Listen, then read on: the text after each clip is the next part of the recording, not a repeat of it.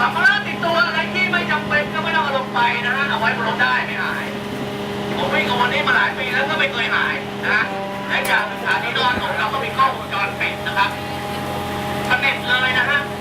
เพราะฉะนั้นไม่ต้องกลัวนะฮะหายเป็นไม่ได้นะครับนะเดี๋ยวผมจะแจ้งให้ทราบนะครับว่าออกได้เวลาเท่าไหร่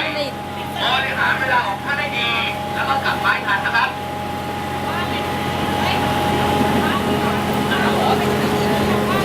กลับไปครับผมลงจากสถานีนี่นะ ไปไหนอ่ะไปห้องน้ำเหรอวิระวัง ไม่รู้เหมือนกัน มันสนุกดีไงพอเราเล่นกันอ่ะคันว่ะแค่ตลาดอยู่แค่ตรงนี้ไม่ใช่เหรอทำไมเขามีตู้แอร์แล้วทำไมเราได้นั่งตู้ธรรมดาพักกัน ขับไล่อะเบิงขับไล่หรือว่าพักกระโดดกระแพงเอาไว้ไม่มีกระแพงอ่ะ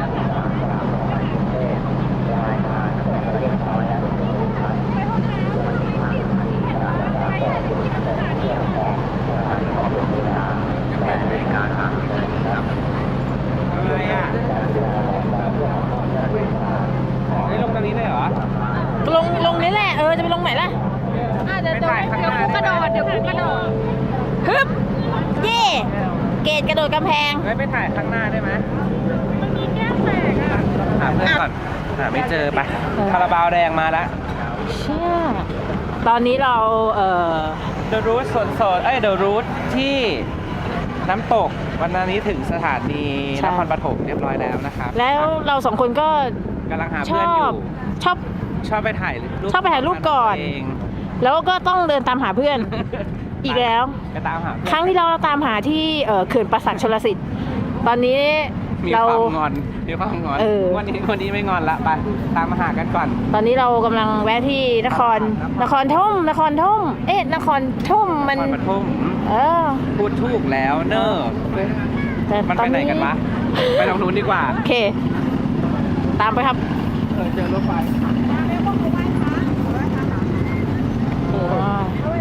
ใช่เนี่ยที่เราบอกเขาไปไหว้พระกันใช่ไหมใช่จริงนี่เว้ยให้เราไหว้ตรงนี้ก็ได้นะเว้ยเนี่ยแต่เรายังไม่เห็นตรงไงพระ เมื่อกี้ยังไม่เห็นพระกระโดดไม่ได้พระกระโดดแพงพระกระโดดรถไฟมาไปตามหาเพื่อนดูกันต่ออะไร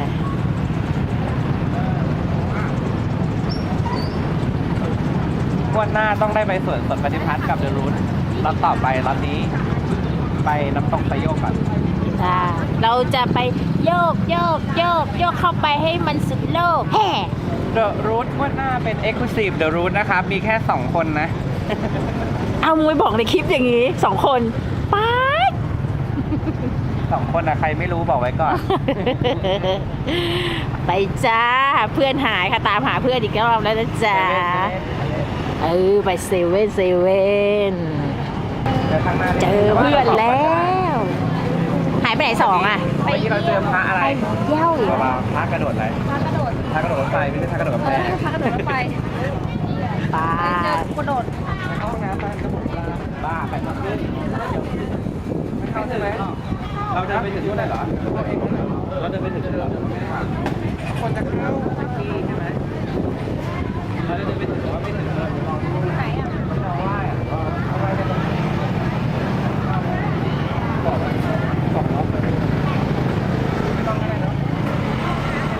ไปไหนอ่ะ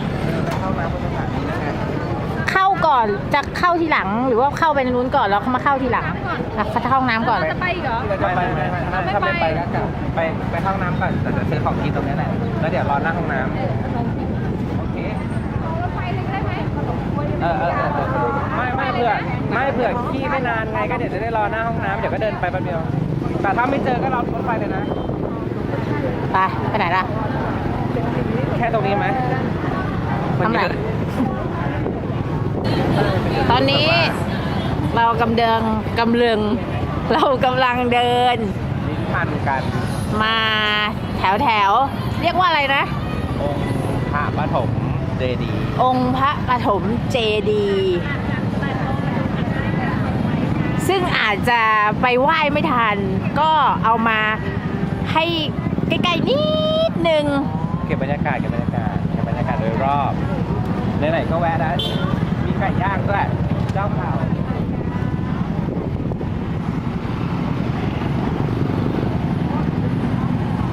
เราจะลองดูไก่ย่างเจ๊อ้วนไหม ไก่ย่างเจ๊อ้วน ไก่ย่างเจ๊อ้วนเลยเหรอ รถมานะขายยังไงครับ แบบนี้40แล้วก็50กับ50จ้าเป็นเนื้อหน้าอก เอาแบบนี้ดีกว่าเนอะ จ้ะไม่มีมัน ปรับเลยได้ไหม ได้จ้ะได้จ้ะข้าวเหนียวตัวละ10 บาท ของเยอะนะ ไปไหนเนี่ยมึง เป็นน้ำตก น้ำตกแรงไม่มีอะไรกิน ไป เด็กๆ เตรียมตัวไปสวนปฏิพัฒน์กันแล้วเรา ค่ะ รถมาฝั่งโน้น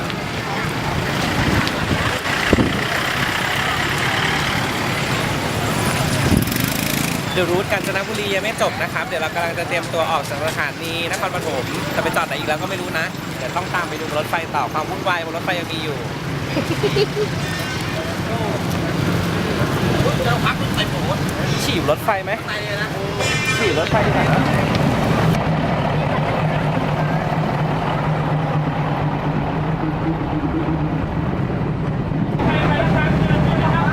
เฮ้ย ไปแล้วค้างคืนแล้วมึง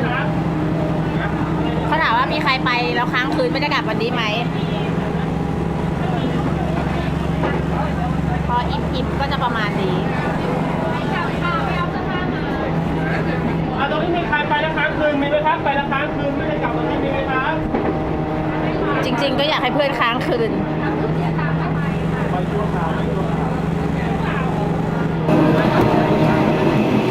ใส่ก่อนถ้าเข้าไม่ได้แล้วก็ได้กันสักคนที่แบบต้องเป็นเรื่องมากนะ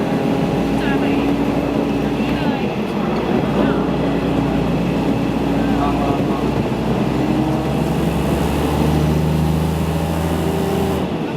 เร่งเครื่องนะครับเร่งเครื่องนะครับเร่งเครื่องนะครับ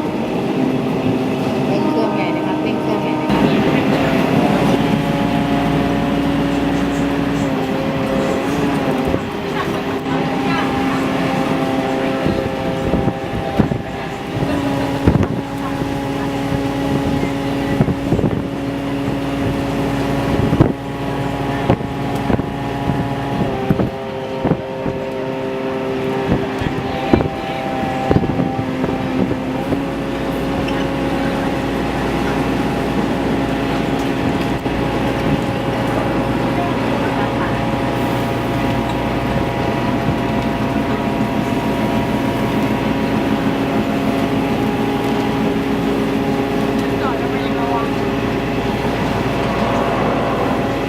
ยังไม่สลบยังไม่สลบ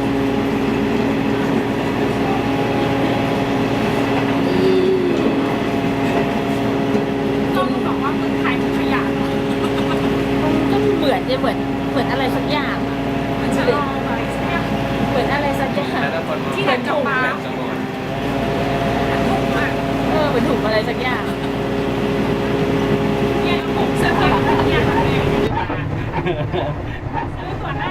ที่คนเขาตัดหัวเขาจะบอกว่าเราโขงใช่ไหมพอโขงปุ๊บคนอื่นเขาก็ยังคงว่าเราสวยเดินหน้า วิ่งตามขบวนรถอ่ะ นี่ โถใส่ตื่นเลยนะ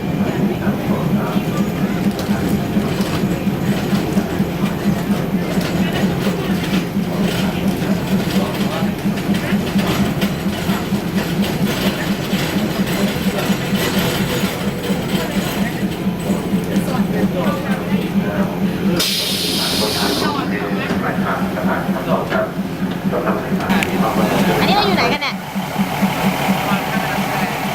อ่า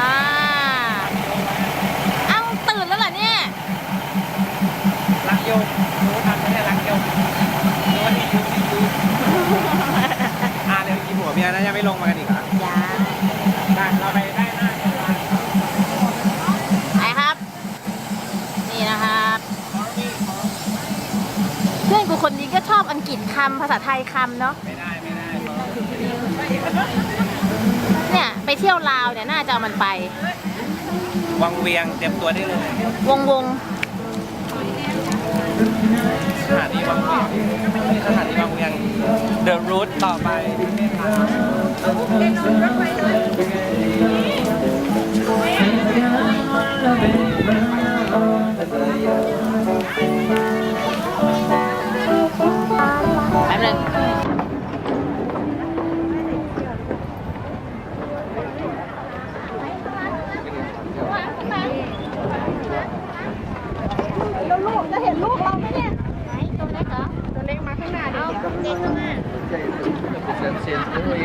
Ja,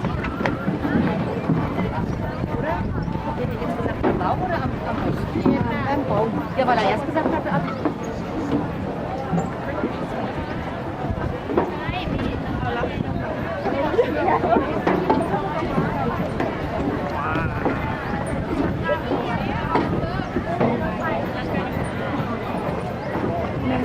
แล้วก็ตายไปไหน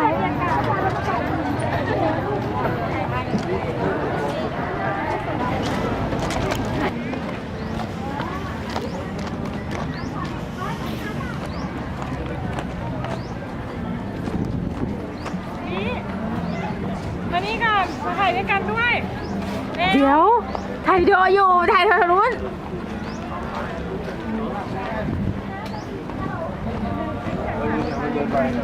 เดี๋ยวมาเจอ ต้อ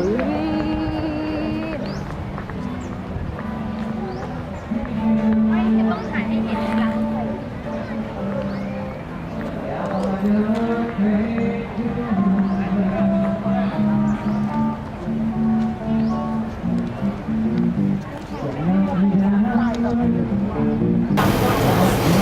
ตาเริ่ม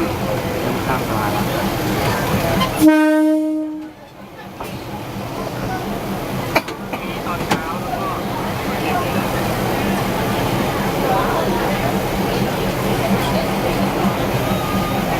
กล้องมึงอะติดเต็มเลยคนถ่ายรูป ชอบกันเลยมึงอะ ติดกูด้วย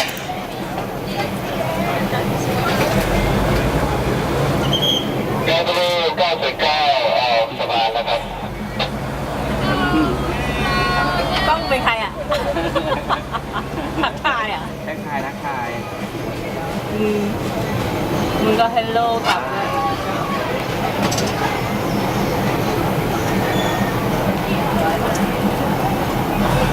ต้องค่อยๆข้าม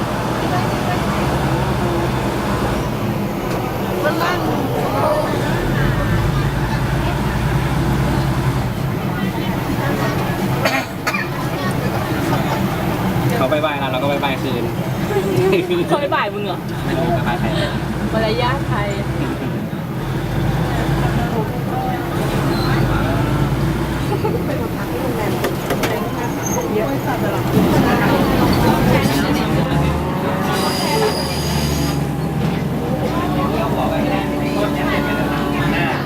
รู้ใช่ว่าหนาวเลยหนาวไม่ได้ติดกันหนาว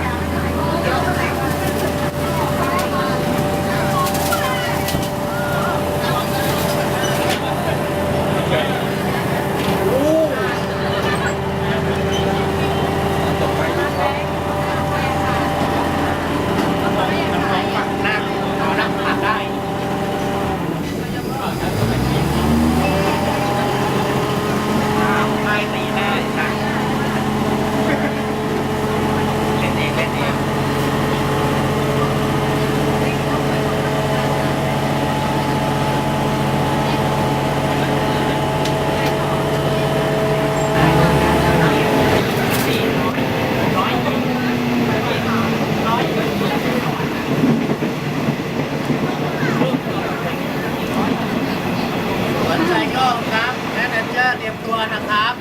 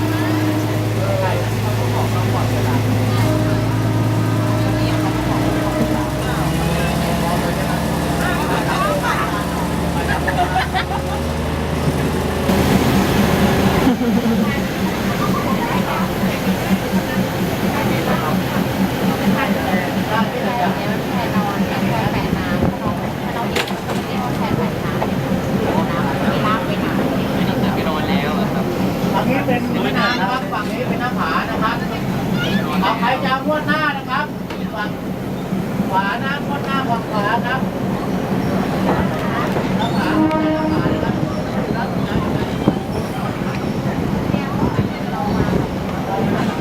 โคตรสวยเลย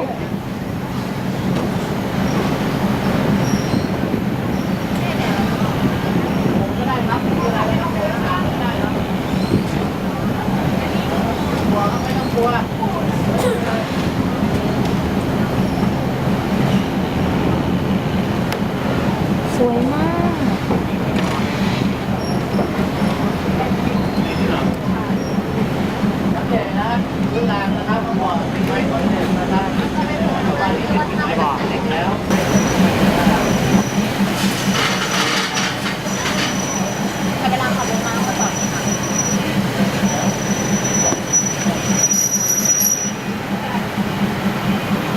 เดี๋ยวเราจะไปดูแม่น้ำอเมซอนข้างหน้าครับแล้วก็มีข่าวดีจะบอกนะแม่น้ำอเมซอน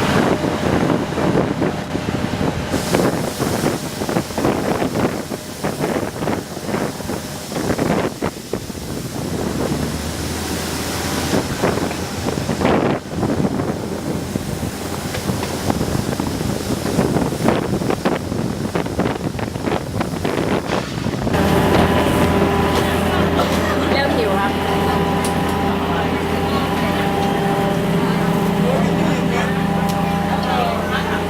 เพื่อนเริ่มหิว โอ้โห นี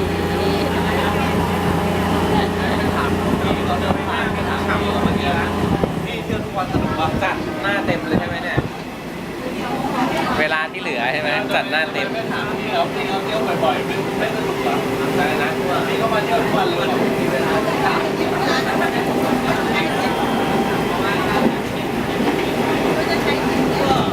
ไม่มี นึกว่ามีที่จับ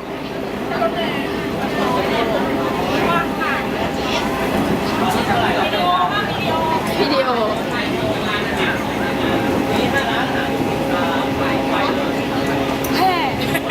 ไม่ชัด เข้ามาใกล้มันจะไม่ชัด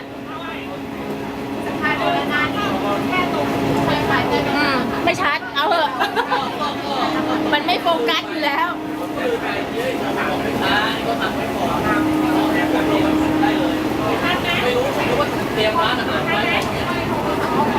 มันก็ตามสภาพมันเพราะว่ามันไอ้นี่อะ เอาอะไรไหมล่ะเอาอะไรก็ได้กล่องนะกี่กล่องยังอัดไปเรื่อย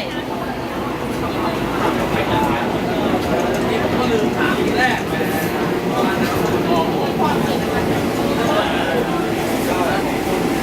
ผมก็ลืมถามแรกนะผมนึกว่ามีนัด ๆ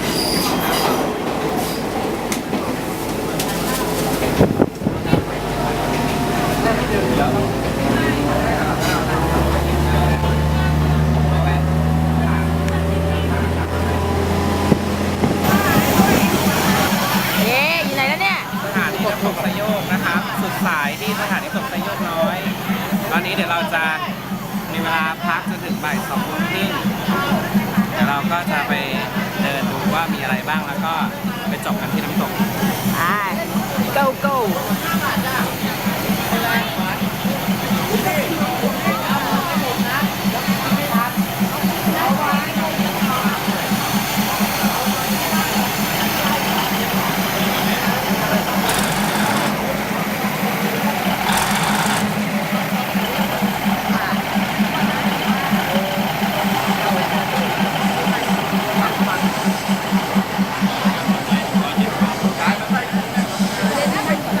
พี่เก่งมันว่ามีคนถามว่ากูว่ายหัวรถจักรไอ้น้ำทำไมกูว่ายกับมึงอะไรกูกับอีเหี้ยนี่ก็เลยว่ายกันสองคนปรากฏว่าเขาบอกว่าให้ว่ายสารไปเลยไปถ่ายรูปเลยเร็วๆคนกำลังซาแล้วไปจะได้ปล่อยให้เขาเดินไปก่อนเลยไปเดินดิไปก็จอดเนี่ยก็มันซ้อนถึงไปถ่ายรูปก่อนเขาให้เขาเดินกันไปก่อนเราก็ไม่ต้องไปแออัด เอาไง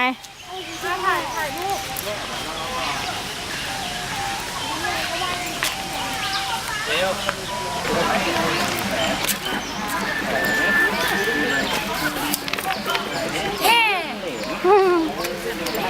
มึงหยิบมาดูสิเกตนะ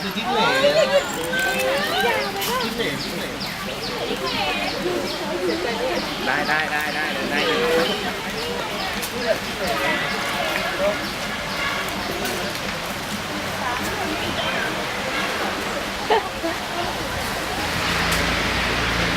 ถึงแล้วมึงเป็นอะไรกับจิ้งเหลนกันมากวะเนี่ย อันนี้เขาขายด้วยเก่านะ ดีแล้วใจดีเป็นขบวนการกันให้สัตว์เกินลมคุกบ้างมันไม่กันแหละ น้ำตกตรงเข้าไปด้านในเลยนะครับเด็กๆครับ น้ำตกตรงเข้าไปด้านในเลยนะครับ เดี๋ยวให้ชิลเด้นไปก่อนเราก็ไปถ่ายรูปกันที่ป้ายก่อนโอ้ชิลเด้นนี่ลงได้เลยอ๋อไม่ค่อยได้เห็นเลย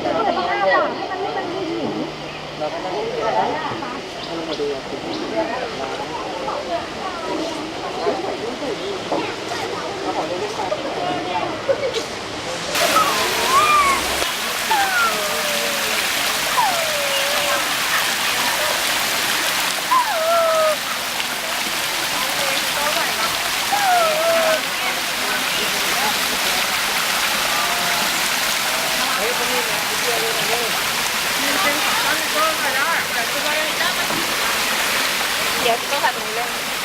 ไปไหนอ่ะ คนอื่นเขาไม่คิดจะพูดกันเลยใช่ไหม อาจารย์สีมากการชนะบุรีไปหาข้าวกินก่อนนะครับเวลาที่พัก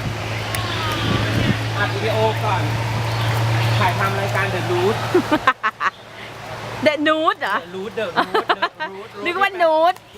เราก็แอบอ้างว่าฟอร์มไปในการ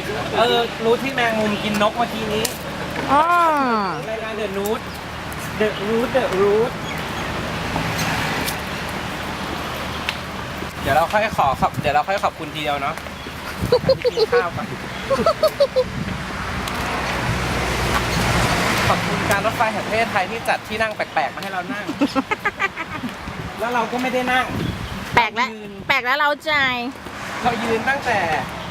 บางซื่อโอ้โห หือ เรายืนแล้วมึงเร็วรถลงเขามาไว ชอบอีกแล้วกูชอบถ่ายตอนข้ามถนน เฮ้ยถ้าถ่ายเนี้ยสวยนะ เดี๋ยวค่อยมาถ่าย ไม่เอาเดี๋ยว ถ่ายได้ มีเซเว่นด้วยนะเว้ย เอ นี่ไง อ ชาพยอมมันมีชากุหลาบที่กูบอกมึง อ๋อ แต่ตอนนี้เที่ยวจะล่าร ถมาไว รถมาไว เก่าให้มันรู้ว่าที่มึงเป็นนักแสดงตัวหลักของ มี ห้อง อยู่คลิปหนึ่งที่ไปร้องคาราโอเกะกันที่ใครเป็นคนอัดวะคลิปร้องคาราโอเกะที่คุณใส่เสื้อเหลืองที่มีไม่มีวิ อีแห้ง ที่ที่บางคลองอ่ะที่ไปนัดเจอกันอ่ะ อีแห้ง เออ อัดแล้วนะ ตอนนั้นกูอยู่ดีแท็กอ่ะตอนนัดเจอกันแล้วก็เต้นดึงกับอีเบน นี่เดี๋ยว ใหญ่เลย เดี๋ยวขนาดมึงมีแล้วมึงยังยุ่งกับไอ้แจ็คอีกเหรอ ไม่ใช่ มึงพลาดทิ้งเพื่อนเหรอเนี่ย เกดมันไม่เกด ยุ่งกับไอ้แจ็คที่ไหนละอี เก นี่ ดใครนัดใครพูดดินัดใคร แจ็คไหนวะ ไอ้แจ็คสมัย แจ็คแฟ เรี น ยน ฉันบอยไหนวะ ไอ้บอยสูงๆอ่ะ ก็มาปล่อยคลิป โยนให้คนอื่นตลอดอ่ะ อ้าว ทุกชื่ออ่ะโยนไปโยนมาแกก็ซ้ำกันแล้วเนี่ย เกดมันมีฉายานะสมัยเรียนนะเกดร้อยผัวจริง เฮ้ย อย่าเมาขนาดนั้น ๆใช้ว่ายอมรับ หน้าตาดี เกดกับปางใครสวยกว่ากันนะ มาแล้วข้าวของหมูแล้ว เดี๋ยวดมมาเป็กใส่6ใส่คูเต็มเลยเกดเป็นนางเอกทุกเรื่องเลยนะ มึงเอาอันนั้นให้ดูป่ะที่เราไปถ่ายที่สวนรถไฟอ่ะ เคยดูยังวะเคยดูหมดแล้วนี่ เนื้อหนังครับ อาหารพิเศษของเกดกับกล้อง ของออฟหนังของมีธรรมดา แล้วของอ้อปูอ่ะ แล้วก็ออฟมึงด้วย ก็ให้ไปก่อนเลยเนื้อหนังเลย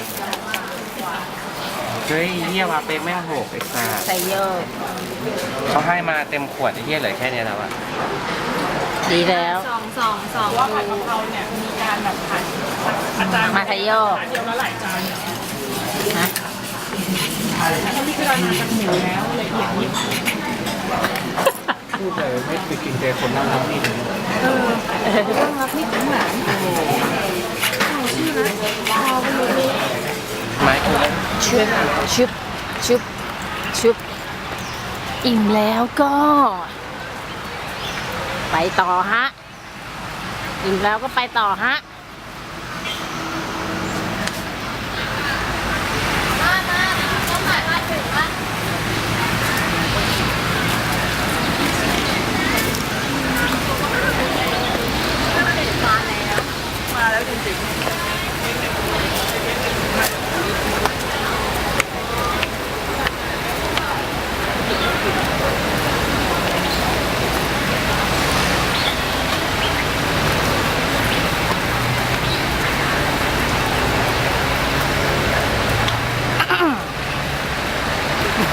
อ่ะ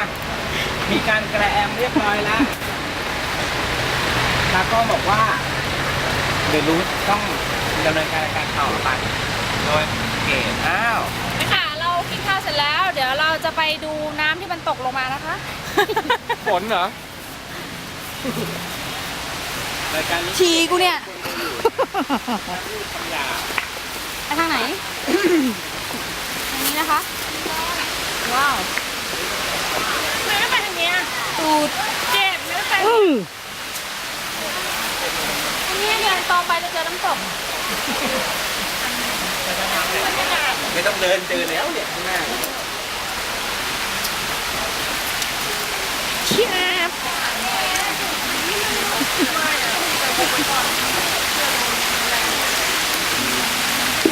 ตัวนี้เหมือนดูไม่ค่อยเป็นธรรมชาติ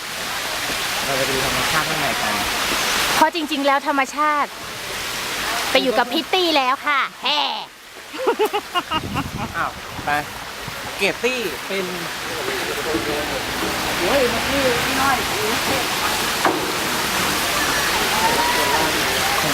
คนเยอะมากเยอะพอดีวันเด็ก เราก็เด็กอยู่เขามีคนอายุมากกว่าเราเยอะ เด็กนรก เออ Children Days Children Days This is the Bamboo มีคนมาสลักชื่อความรักกันเยอะเลยนะ My Bamboo เนี่ย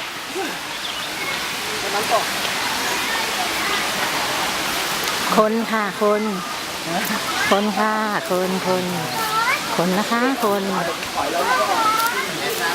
ห้ามขีดเขียนกูเห็นเต็มเลย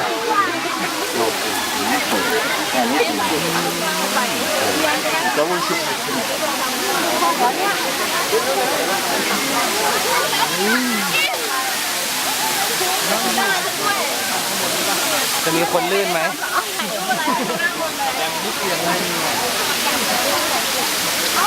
Oh yeah, different countries they all do. ปึ๊บ กินนม เมื่อกี้ว่าอะไรนะ สั้นเกดบอกว่าเคยมาเมื่อตอนอายุเด็ก ประมาณ7 ขวบ เมื่อไหร่ นี่ นะ คนนี้ ตอนกี่ขวบนะ ไม่เกิน 10 ขวบเนี่ย นี่ อ๋อตอนกี่ปีมาแล้วล่ะ ก็เกือบ 30 ปีเกือบ30 ปีแล้วเวลามันเปลี่ยน เออจ้ะ ก็ กูยัง เช่า เปลี่ยนเลยขนาดเมื่อก่อนหุ่นดีกว่านี้นะ โอ้ย ไม่คอนเฟิร์ม ไม่น่าเจอพลาดนะ สำลักอุ้ยน้ำลายกระเด็น ไม่น่าพลาด มันเอาอะไรตัวนะตอนที่เจอมัน น้ำก็ไม่ได้เยอะเหมือนเดิมนะ อ่านแล้วอ่านแล้ว เมื่อก่อนของมัน 50 ปีที่แล้วค่ะทุกคน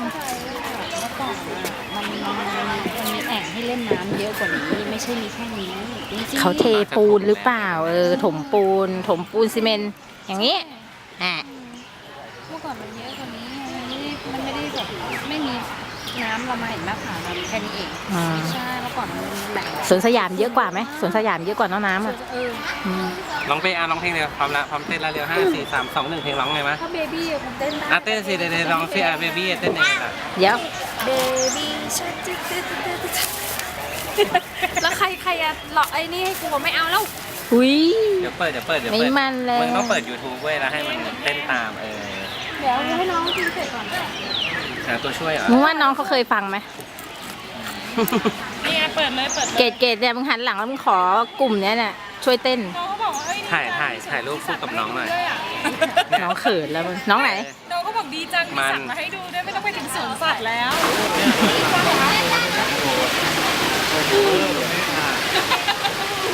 เนี่ยมันทำ เอามึงเอากระดาษถ่ายได้เลย ถ่ายตูดเหรอป้ามันจะลื่นนะถ้ากระโดดอะ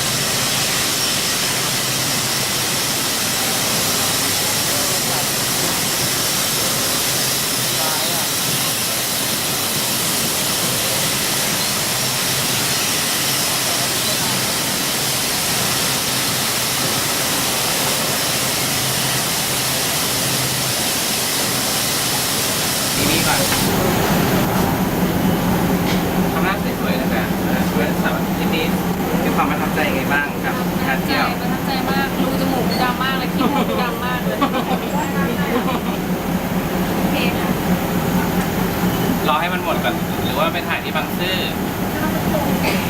แล้วแต่ เราไปถ่ายที่บางซื่อก็ได้ ซื้อก็จะมืดๆหน่อย ไม่อันนี้มันลงก่อนเราไง ก็เขาก็บอกความประทับใจได้ไหมแต่คนนั้น ลงที่เดียวกันเลยเนี่ยเรามาดูหารถกลับไม่ได้เดี๋ยวไม่มีรถกลับค่ะ